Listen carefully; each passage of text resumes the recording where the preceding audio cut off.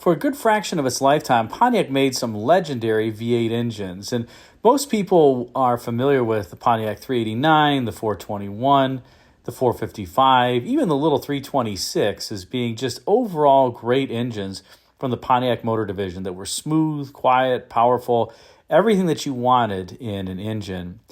Now, unfortunately, as time would go on, Pontiac started making some cost cuts and also had to develop some engines that would help them meet corporate average fuel economy standards as the years would go on. The last Pontiac V8 would stop in 1981, and in 1980 and 81, Pontiac would produce a little puny 265 cubic inch V8, and beginning in 1977 to 81, they would make the 301 cubic inch V8. These are sadly the notes upon which the Pontiac V8 went out, and it's too bad because just a few years prior, in 1976, there was still the Pontiac 455, although it had been significantly detuned and emissions choked by that time frame. Now, we've talked in other videos about the Pontiac 301 and 265 and the unique crankshaft that they had with two counterweights. That was a cost savings as well as a lightweight opportunity for General Motors. But we're going to talk more about a little bit of an unknown cost savings that Pontiac implemented beginning with the 1972 model year. Now, for years, Pontiac V8s had exhaust manifolds that had two bolts on the outer cylinders at the front and the rear on both banks.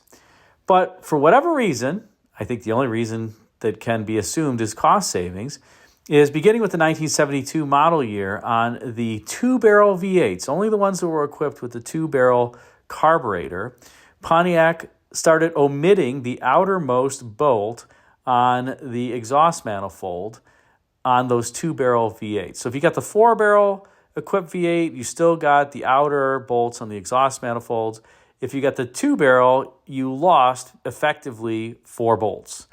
And it's kind of humorous when you think about it, that the cost savings was that they're basically just saving 4 bolts on an exhaust manifold. And I guess, when you're making millions of vehicles, or Pontiac wasn't making millions during this time. The peak years of Pontiac sales were around 850 to 900,000 units. But when you're making hundreds of thousands of cars and probably hundreds of thousands of 2-barrel V8s, they're pretty popular, especially come the mid-1970s, the 400 2-barrel V8, the 350 2-barrel, very, very common engines to find under hood in Pontiacs, everything from Catalinas, even to Bonnevilles in some years.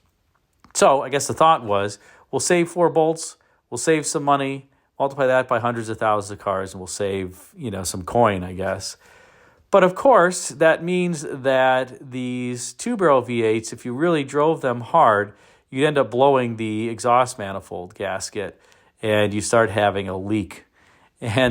Or if you put and converted the manifold from a 2-barrel to a 4-barrel intake, which quite a few people did, it wasn't that hard of a job to do, since a lot of those engines could be equipped with 4 barrels anyway, you lacked the outermost bolts on the exhaust manifold in those cases. Now, why did Pontiac likely think that this was an okay solution? Well, remember that the 2-barrel carburetors don't allow as much air and consequently as much fuel into the engines as the 4-barrel carburetors. You might have about 2/3 of the flow capability, somewhere in that zip code, of a 2-barrel carburetor compared to a 4-barrel carburetor. And as a result, 2-barrel equipped cars and engines make their horsepower at lower RPM. A little bit around 4,000, I would say, RPM. In some cases, even a little bit less, 3,800 or so.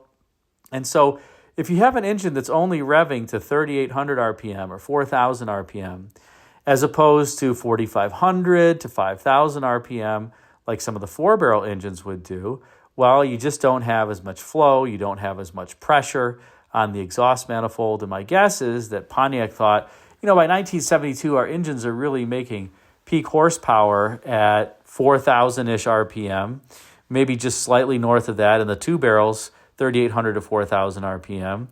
And with the 2-barrel, it just can't flow nearly as much through the engine and consequently out the exhaust, so the exhaust pressure isn't as high as a 4-barrel equipped car. Well, I guess we just don't need those extra 4 bolts for the engine and the clamping force that's required to hold the exhaust manifold to the head and the gasket together. So my guess is that's how the thought process went. To my knowledge, I don't think any other GM division employed this cost-saving strategy. But if you look at this picture here, and you look at it very closely, you can see that there's a boss for that last bolt on the outer edge, and there's no bolt there. This is a 400 cubic inch 2-barrel engine from a 1973 Catalina.